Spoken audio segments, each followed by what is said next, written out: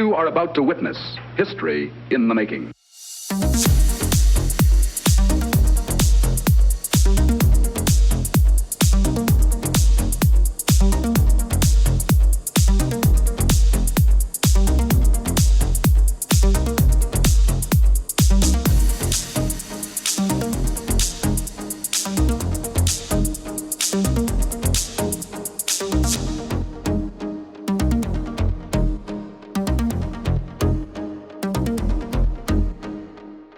Hello, good morning, good afternoon, good evening, and welcome to the Pop Culture Gamers podcast. This is show number 121, and it is the 8th of the 6th, couple of days late this week, and I'm on my own, unfortunately. Mark isn't here, and neither is Steve, and it's a bit later recording the show, so sorry about the delay. First off, just want to say happy birthday to Steve. By the time this show goes out, which will be the 9th, it'll be Steve's birthday. So happy birthday, mate.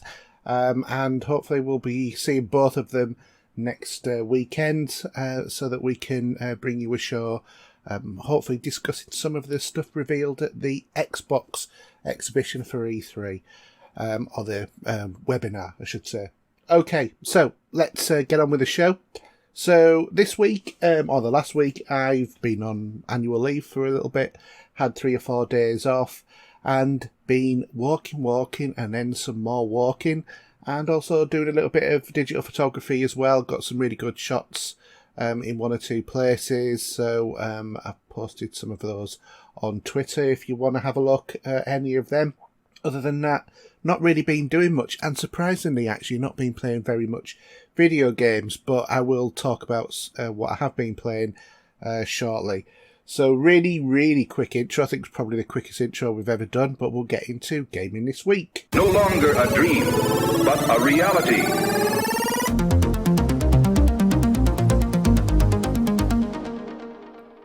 Alright, so gaming this week, and we've got some various different pieces of news actually. First off, let's talk about No Man's Sky. And No Man's Sky has had another title update.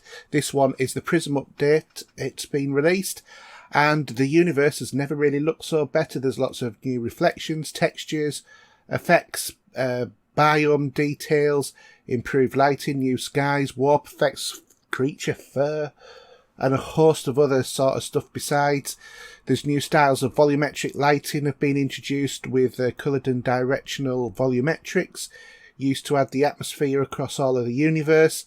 Examples of this can be things like the menacing searchlights of the Sentinel drones, the soft glow bioluminescence flora, and the bright headlights of starships and exocraft. PC players with compatible NVIDIA RTX cards can take advantage of the DLSS, gaining vastly superior performance and visual quality. Caves and subterranean biomes are now even more alien and exotic. Fungus and flora grows from new atmospheric lighting effects. The environments are more detailed and more diverse. There's a variety of there's a variety, quality, and number of stars in the sky has been significantly increased, which is basically giving you a dazzling reminder of the vastness of the universe. There's a new photo mode that has benefits from significant improved depth of field and controls, as well as now giving photographers manual control over bloom settings.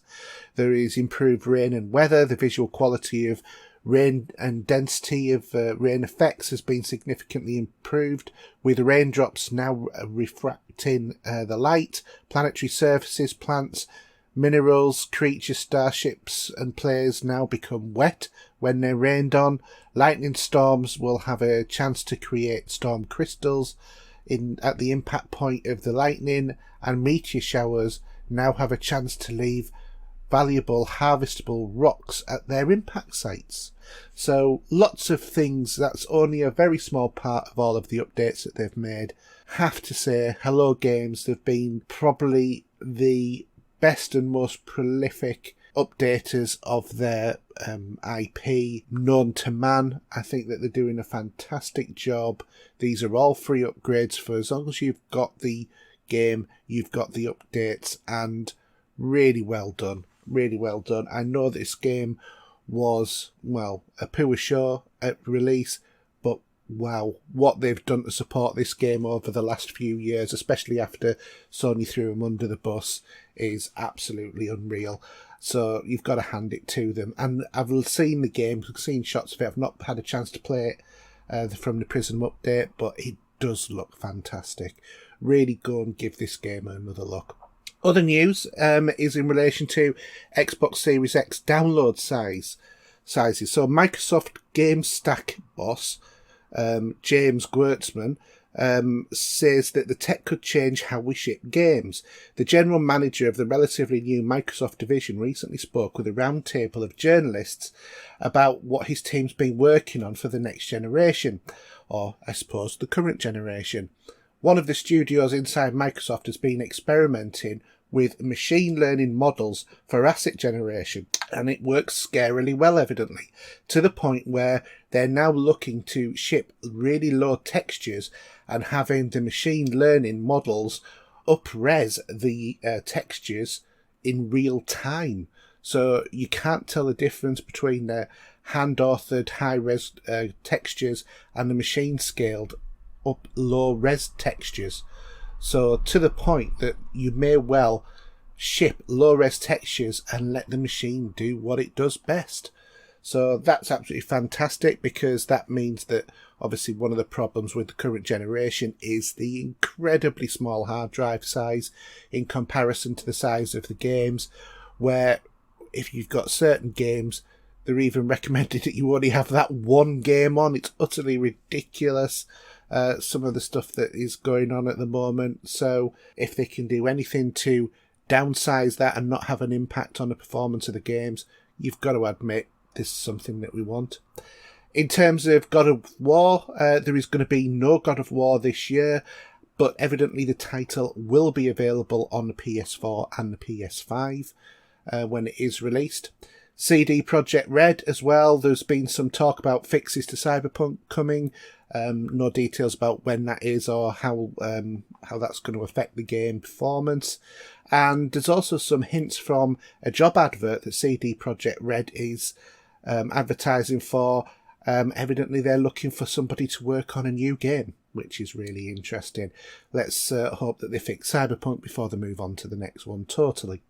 Other news, AMD and their Fidelity FX. This is really something super exciting for PC owners, but also I think maybe for console owners. More about that in a second.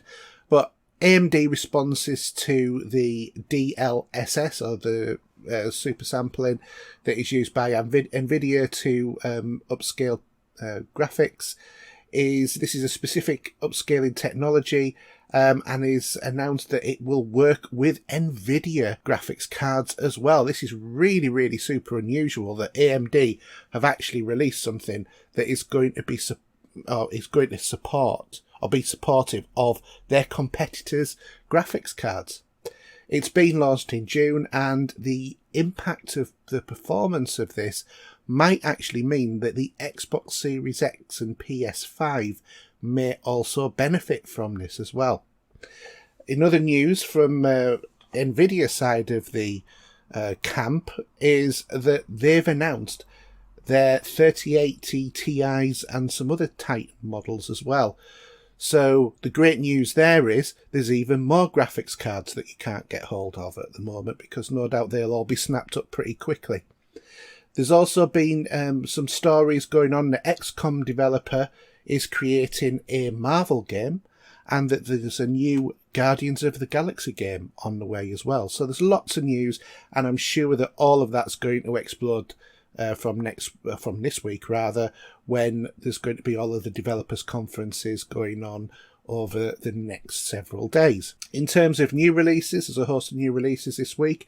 We have Pro Cycling Manager 2021 on the PC, Monster Harvest on the PS4 and Xbox One, DC Superhero Girls Team Power on the Switch, Sniper Ghost Warrior Contacts 2 on the PC, PS4, PS5, Xbox One and Xbox Series X, Mighty Goose on the PC, PS4, Xbox One and Switch, The Elder Scrolls Online, PS5 and Xbox Series X, Chivalry 2 on a PC, PS4, PS5, Xbox One and Xbox Series X, Willie Morgan and the Cruise of the Bone Town on the Switch, Final Fantasy 7 Remake, Intergrade on the PS5, Ninja Gaiden Master Edition on the Switch, The Persistence Enhanced on the PS5, Black Skylands on the PC, Guilty Gear Strive on the PC, PS4 and PS5, and of course the big one for the PS5 fans, Ratchet & Clank Rift Apart, which is supposed to be one of the best games on the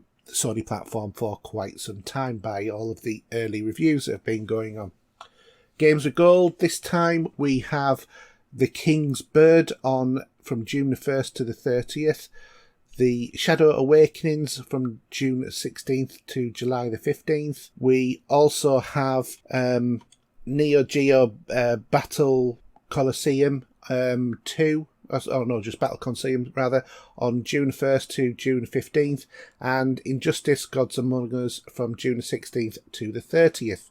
On Game Pass, there's a few games coming and going. On 1st of June, The Wild at Heart on Xbox Series X, Xbox One and Xbox Game Cloud piece. On June 3rd is For Honor, it's for the same ones. On June the 8th is Backbone on the PC. June the 10th is Darkest Dungeon, basically on all services for Xbox Game Pass. June the 22nd is Dungeon and Dragons Dark Alliance, again on everything. And then on July the 29th, we have The Ascent on the Xbox Series X optimised and the Xbox One and PC. Leaving Xbox Game Pass this time from the June the 15th, we have Ace Combat 7 Skies Unknown, Nightcall, West of Dead, Wizard of Legends and Observation. Observation is one of those games I've been meaning to play on Game Pass for a while, so I've only got a few days to complete that one. On PS Plus, the PS Plus games this time is Operation Tango, Star Wars Squadrons and Virtua Fighter 5.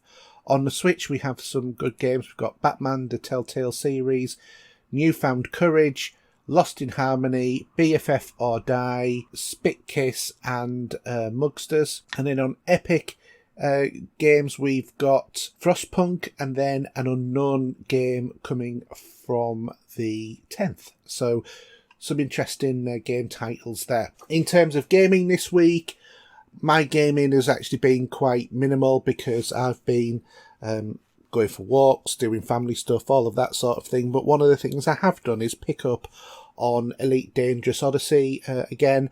As you know, this has just recently been updated and updated game because it was Elite Dangerous Horizons. It's now Odyssey. It's got first-person sort of shooter mode in there now as well, so you can not only go out in your SRVs, but you can exit those and you can walk around on planets and go into buildings and all of that sort of thing. And there's going to be special missions, all of that. And there's also been planetary atmospheres, lots of different enhancements to the game. But I've actually gone back to this and I'm actually in the middle of nowhere. On my PC character, I went over to the second bubble, which was created a few years ago. And that was a 24 light year trip. And it took me 24 hours of gameplay to actually travel that 24 light years. Yes, that is just travelling in a direction. It was like being on the longest plane flight ever, apart from the fact I was actually flying the plane. And I had to do things like do fuel scooping of stars in order to be able to carry on going in the right direction. I had to plot the route. Back then you could only plot a route of a few hundred light years at maximum before it would stop and not allow you to do it.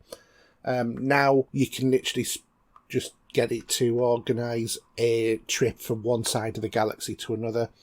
And the other thing is you didn't get FSD boost, which is basically where you boost off a neutron star and the radioactive flumes that come out over the top and the bottom of there. You go into there, that overdrives your frame shift drive, and then you can do 100 light year jumps at a time.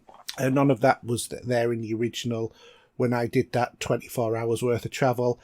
This one, it is. It's much easier to do the travelling, but it's still a long, long time. And bearing in mind, I am just over halfway to where I need to be, which is I'm going to Sagittarius A before I go back to the first human bubble. Given the fact that I have done that massive trip already, this is a much shorter one before my actual longest trip I will have ever have done in the game, which will be back to the human bubble, because basically it's further to go back from Sagittarius A than it was to travel to the second human bubble, because I want to get back, because I want to see what's going on. There's been lots of changes. I want to see all of that, firsthand in terms of the activities that are going on there. There are Thargoids in the world now. There's the Guardian race, all of that, which I've missed out on because I did this massive trip on PC.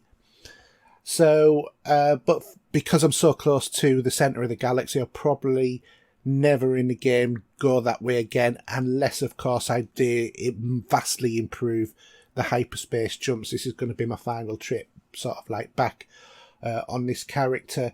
So I've decided, well, let's go and see Sagittarius A, the black hole in the middle of the galaxy. We'll go there and then we'll come back. So I'm halfway there and I've got 120 light year jump. 120 jumps to go before I get to the centre of the galaxy. That is massive. That is a lot of playing in order to be able to get there.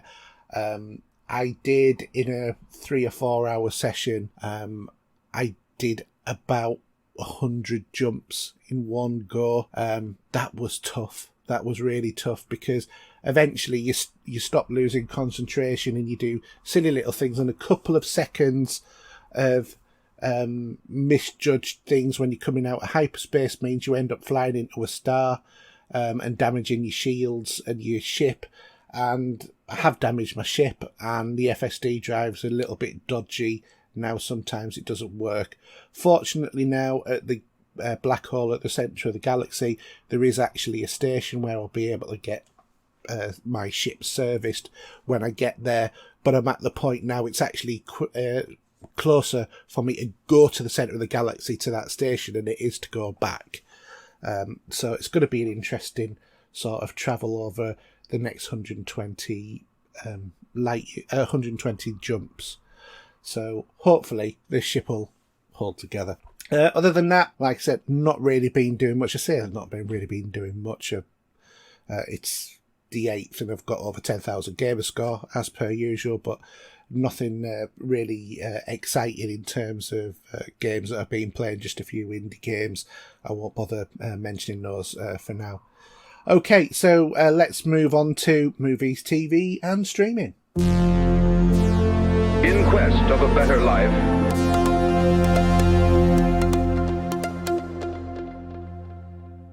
all right, movies, TV and streaming, and a bit of news in terms of movies which are happening in North Yorkshire, and that is Indiana Jones 5 is being filmed, well, less than 2 hours away from where I am, in a place called Scarborough, if you've ever heard of that. I'm sure that most people will have. It's quite a famous place, and Heartbeat Country and all of that sort of stuff. But yes, so scenes from the new Indiana Jones movie are being filmed on a North Yorkshire Moors railway this week.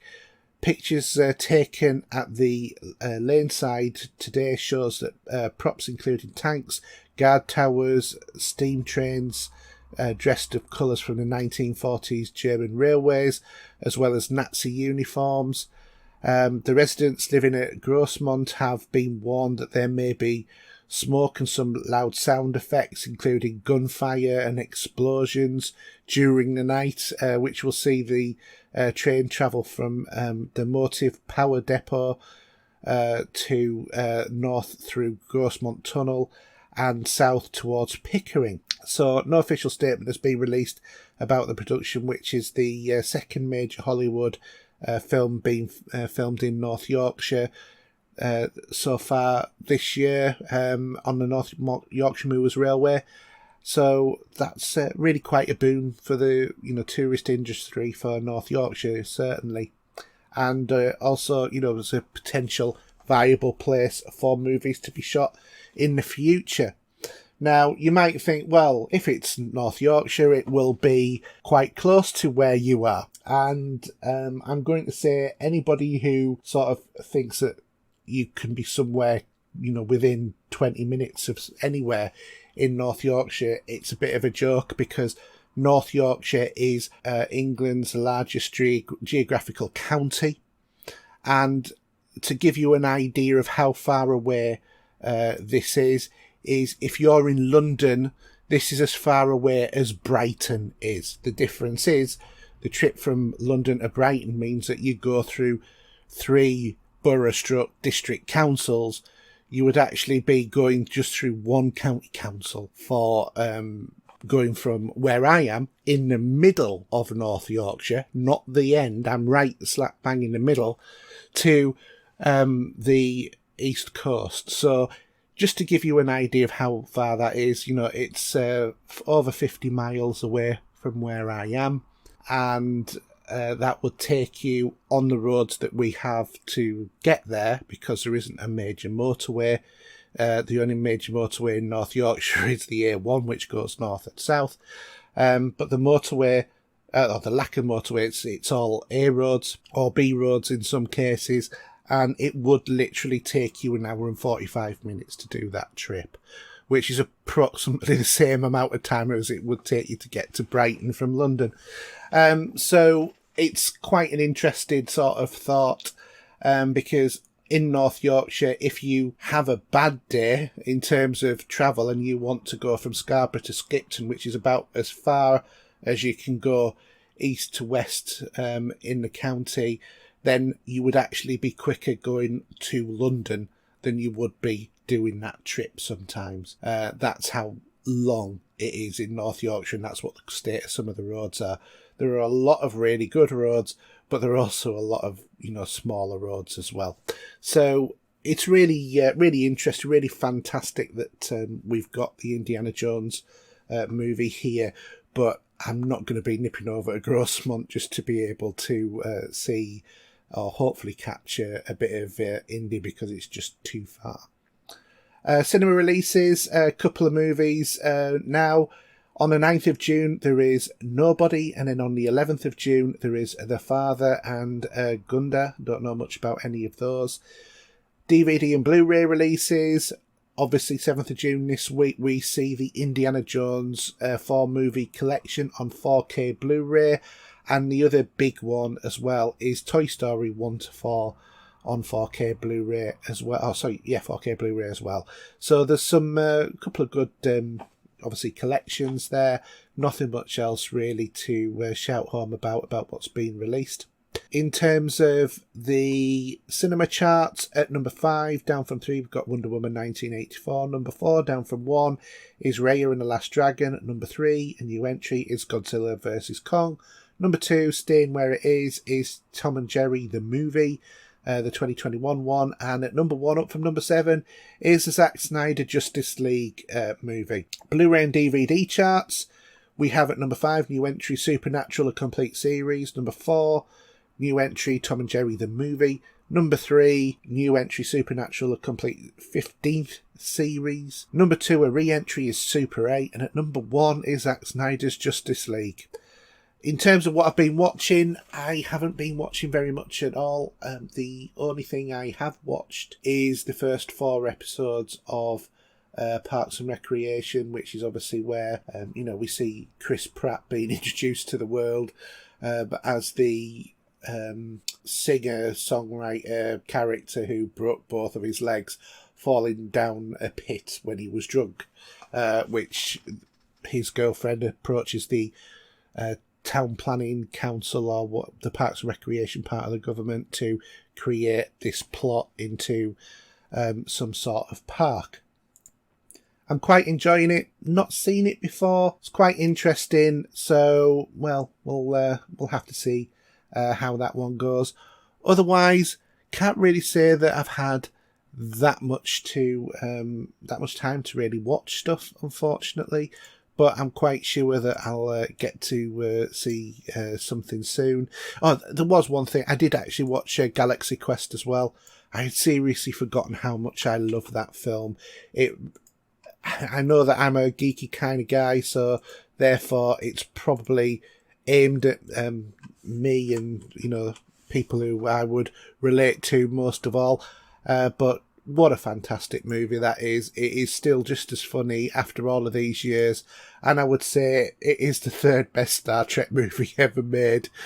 Because, let's face it, it is a homage to all of us Star Trek fans over the years who have stuck with it through basically thick or thin, I would say.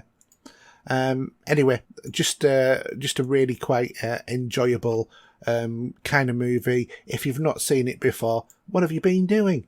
Fantastic film, definitely worth a watch. All right, so like I said, it is going to be a quick one this week because obviously we've not had any other guys here. So we'll move on to your listener questions. John, what's happening to us?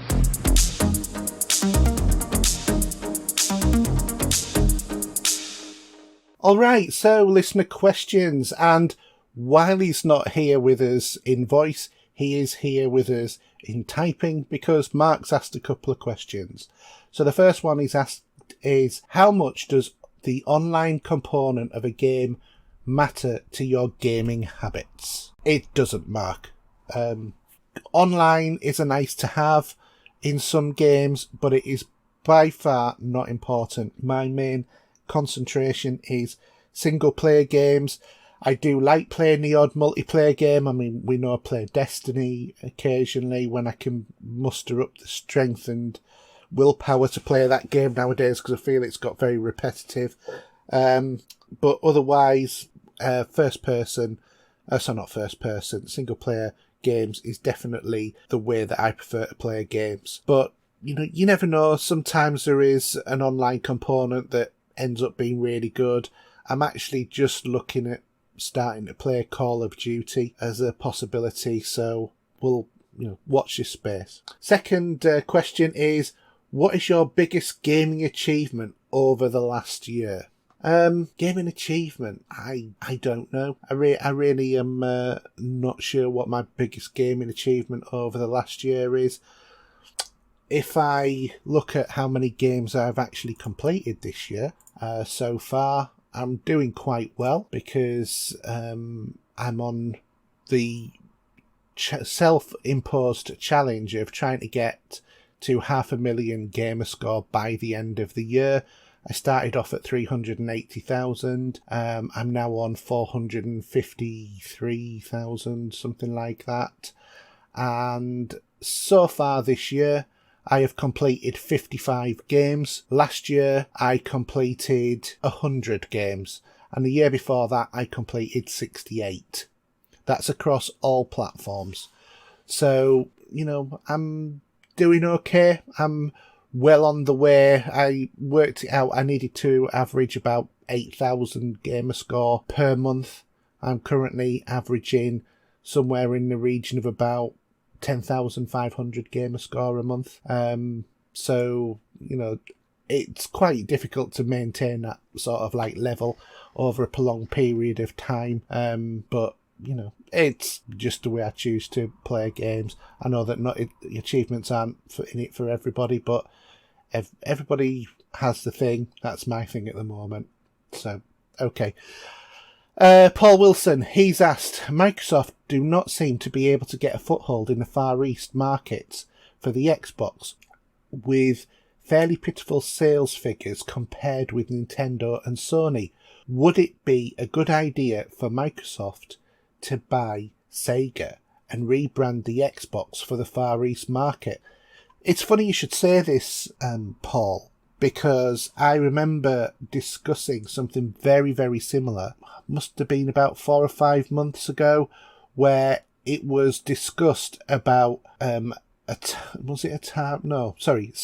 rebranding the Xbox Series X as a Sega console in order to be able to break the Eastern market, because obviously the Microsoft has never broke that market, I don't think, and the Japanese console manufacturers just have the monopoly on it with really, really poor sales. So that was what was reported to be happening, but then it's all gone quiet. So I don't know really what's going on, but it would be a good idea. And then they would also own a license to Sonic, and they could make that another exclusive. I know that the Sonic games haven't been great, but that's not to say future Sonic games couldn't be great.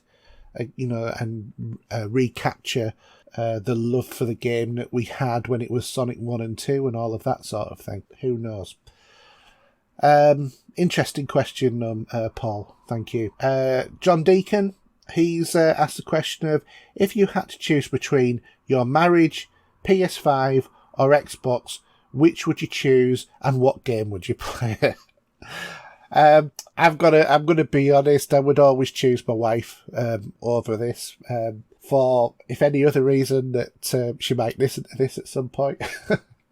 But no, you can't beat that human interaction. But if it was had to choose between my PS5 and my Xbox, then I would play all of the PlayStation exclusives. Simple as, because there is many more of them than there is on Xbox. So let's face it, if they're going to end up being Bethesda as the exclusives on Xbox, I don't think that's going to suit me down to the ground very well.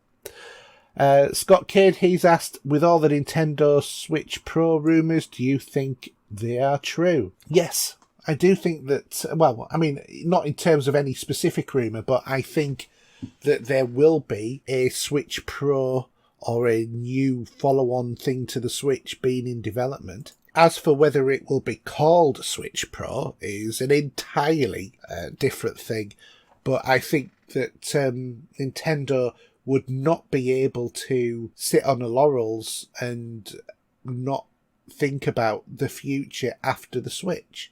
It would be suicide for the company. So, I think that there will be a Switch Pro dubbed, a next generation Switch, which will have 4K capabilities. I wouldn't be surprised if it's like the Switch, but obviously upscaled.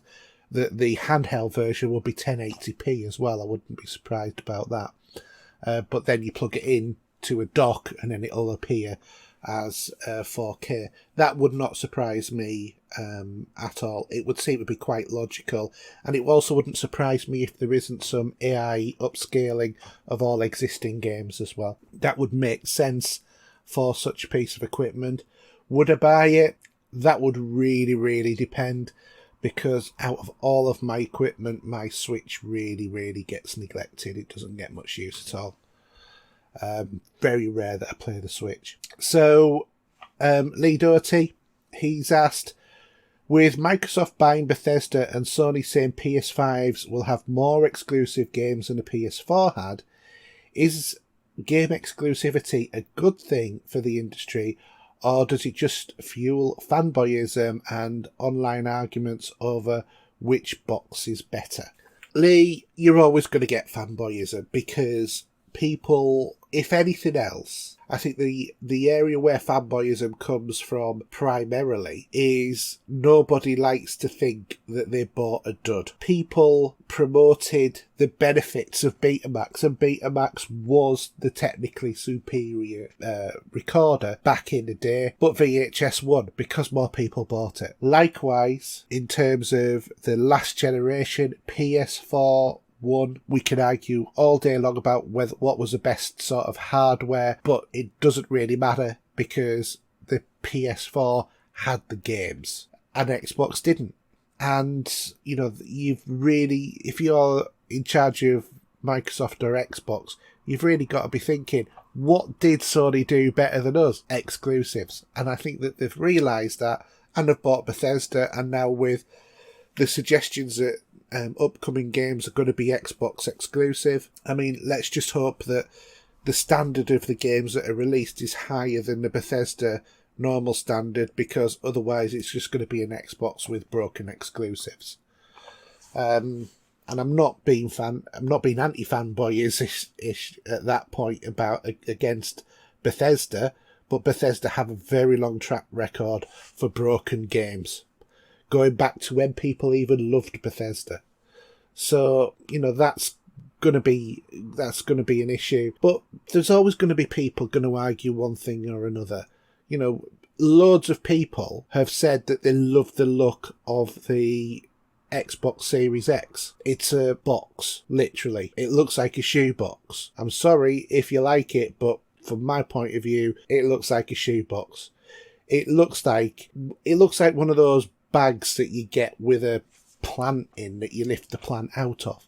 It's just, its lack of design is its problem. Whereas I really, really like the look of the PS5, whether or not you've got the drive on or not. And I know that loads of people absolutely hate it, saying it looks like a 90s router and all of this, that and the other. But I like it. It's kind of funky. It's kind of quirky. I like that as a console. And, I still consider myself to be more Xbox than I am PlayStation. But I think this last gen, I don't think, for me, Sony got it right most of the time. Whereas this time, I feel for me, Sony have got more right than they got wrong.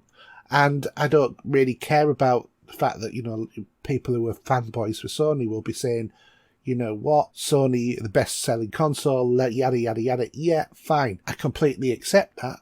But for me, last gen, everything that the Xbox One did, or the Xbox One X did, is what I wanted it to do. Whereas I didn't like the way that the PlayStation did things. But this gen, I like the way that PlayStation doing things. And to me, the PlayStation 5 feels more like the next gen console than the Xbox Series X does, because that just feels like a graphics update with a faster hard drive.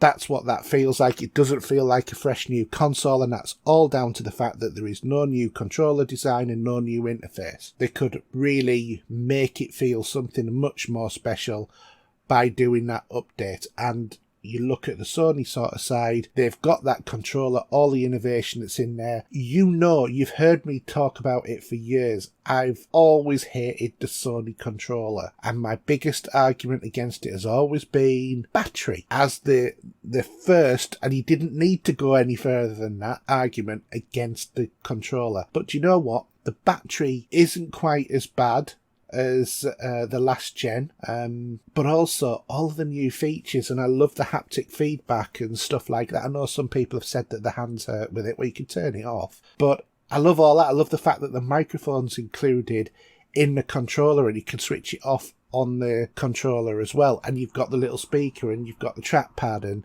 all of the other stuff that comes with that controller. It's a good controller, and anybody who says whatever and contrary, actually use a controller before you start opening your mouth. I'm using both, and I love both controllers. I love the Xbox controller, but God, I would have liked a new version this gen. The fact that they've taken the Elite D-pad and done a variation on it and added a share button, that's neither here nor there. As far as I'm concerned, that's not innovation of the controller or evolution of the controller. It's just, that'd be quite neat to do. Let's do that. It's very lazy. They needed to have done something better. You can argue, of course, that you can't really improve on perfection, and the Xbox controller is a fantastic controller and has been for years. But I just so like the new PlayStation controller. So, you're always going to get fanboyism. I think that the games that are available and the exclusives are really, really one of the key driving forces to that, because it's always the argument that people are going to get, well, you're never going to play God of War, or you're never going to play Halo without one or the other console. But you kind of take your choice when you buy the console that you want in terms of the games that you receive as well, because you go in knowing the normal sort of things that appear on those platforms. So, yeah, it's an interesting thing about fanboyism. I am actually quite glad that this gen we have seen less fanboyism than the last gen. The last gen, the fanboyism ruined the beginning of the last gen, I think. It was just all of the time, whenever you said anything about it, there was always somebody jumping down your neck saying the exact opposite to what you were saying, and, you know, it was not a pleasant sort of environment. Whereas, hopefully, we've matured as gamers and we can actually say the pros and the cons. I use both systems, and I use the PC, and I use the PC more than I use the two consoles. Well, the three consoles, really. But I love them all. I wouldn't be without them all. That's just the way it is. You know, love games. Forget about what you're playing it on. Anyway, Neil McBain has asked, have you ever taken a day off work sick or taken a day off work to play a game on release day? I'm going to say, yes, I have taken a day off work as annual leave. Not taking a day off work sick to play a game, because that would be, I would get into trouble for that if anybody found out, which I would not do. But I have taken a day off work to play a game. And you may remember from a few years ago when Destiny 2 was released, I think both me and Steve took the day off so that we could play the game at launch together, which kind of didn't really work out very well because of various different other things, but we did play the game. I think we took a couple of days off to play that game, if I remember rightly, and it was fantastic. You know, just sat there, being able to play the game, pretty much guilt-free because there was nobody saying, oh, you've done the dishes and all of that sort of stuff, and no kids to look after because they're at school, blah, blah, blah. It was fantastic. It's not often that you get those sort of experiences. But I tend not to take many days off as annual leave, flexi leave, to play a game, just because it's not really worth it. And annual leave is sort of quite time precious, really.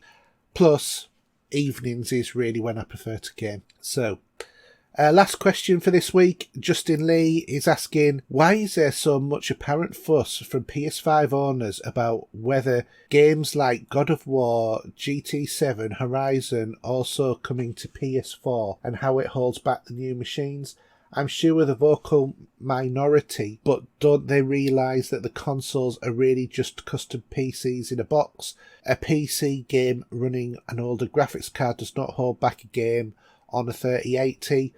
These PlayStations will be slightly downgraded versions to account for reduced specs and mechanical drives. I'm happy with the PS5, but if games come out and sell more due to being available on PS4, then it's good for everyone, surely. I know what you're saying.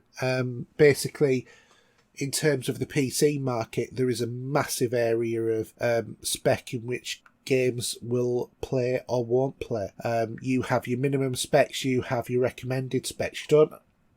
Recommended specs doesn't necessarily equate to maximum specs for a game as well, which is quite interesting because I was looking at one or two games. It was said that the recommended specs to play a game was a 1070 graphics card, but it was a game with RTX, and that didn't come in until the 2017, 2080 and 2060 graphics cards. So how the recommended specs to play an RTX game was a 1070 NVIDIA graphics card, I do not understand at all. But it's just interesting what they stick on the back of a box, virtual box, I should say, for a PC. But yeah, I get what you're saying. Is that they're not developing the game to its maximum potential if they allow backward compatibility. But given when that game development might have started, that might have never have been the case anyway. I think people do get very upset because obviously these consoles are very expensive. You know, everybody's paid £450 or more if they've paid scalpers for the consoles. And then the thought of getting a game that they could have played on their normal PS4, which might not have been 4K but would have still looked pretty good, I can understand why people get upset. Definitely understand why people get upset. But there's no point in getting upset because it is, as you say, there will be enhanced features for the better consoles. Just like there is on PC, you will go, it'll be automatically selected in a menu that you won't have access to X, Y, and Z because your console won't be able to cope with it. And all of those options will be, things like the volumetric lighting and, the RTX and all of that, which will enhance the game even further, plus the fact you'll have quicker load times, plus the fact, of all of the other features that will be there as well, maybe even like the hints and tips on the cards when you press the PlayStation button, which I've not seen a game that's actually showing that supposed feature yet. That was something that they were really, really pushing, and I don't think I've ever seen any game developer actually showing this is a recommended video on how to get past this bit of the game or whatever.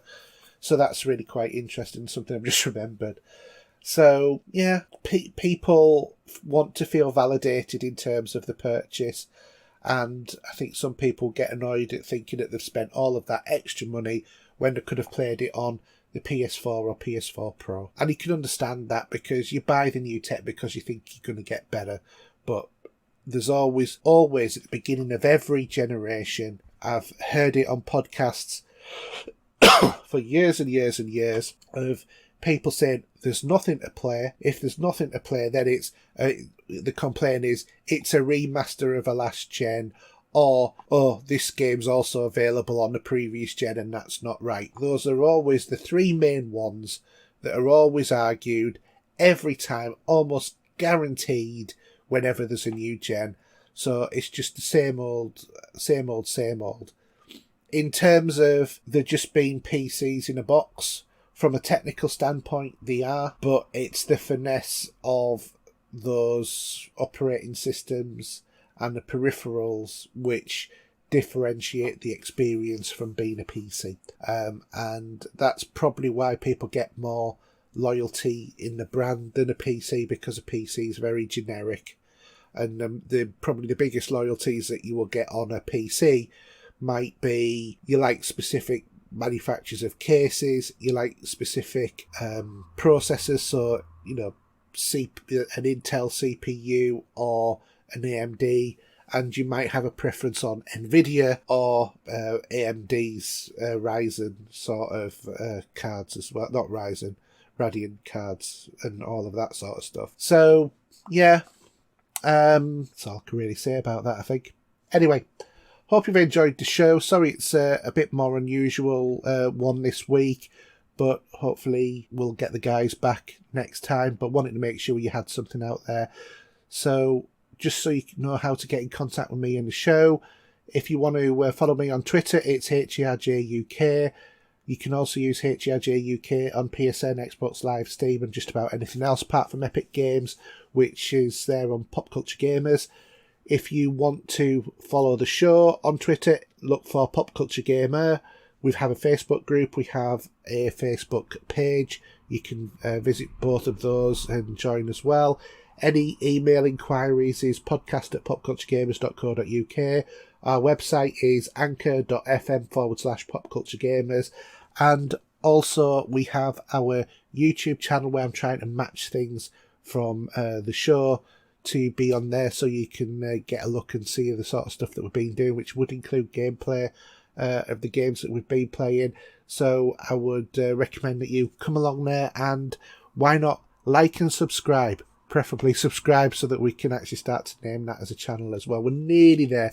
We've only got a couple more, so but please subscribe to that. All right, so that's it for another week. We'll be back hopefully on the weekend. Thanks for listening, and it's a good night from me, and it's a good night from them guys as well. Good night.